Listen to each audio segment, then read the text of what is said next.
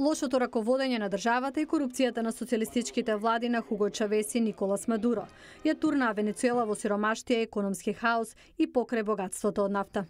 Решувањето на хуманитарната криза е важно за целата западна хемисфера. Николас Мадуро е во епицентарот на недозволената трговија во светот со дрога, злато, оружје, луѓе. Од Агенцијата за бегалци на Обединетите нации вела дека од почетокот на кризата 3 милиони лица ја напуштиле Венецуела. Екзодусот го поттикнале насилствата, но и инфлацијата, како и недостигот на храна и лекови. Во меѓувреме, Русија ја поддржува Венецуела со заеми за да се спречи целосен колапс на економијата и жестоко реагираше на новите санкции од САД спрема Венецуела.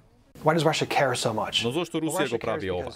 Затоа што му продава оружје на Николас Мадуро и затоа што руската нафтена компанија Роснефт таму има големи инвестиции. Reuters објави дека во 2016 година Мадуро потпишал договор со Роснефт, додавајќи на државната компанија 49,9% од венецуелската компанија, која има компанија ќерка во САД Ситго, во замена за очајно потребната готовина од 1,5 милиарди долари.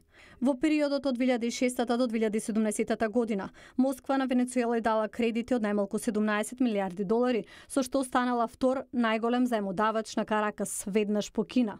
Некои аналитичари велат дека американските санкции ќе нанесат штета на владата на Мадуро, но предупредуваат дека и народот ќе страда. 80% од продажбата на нафтата оди за лекови и храна, зашто потребата е поголема.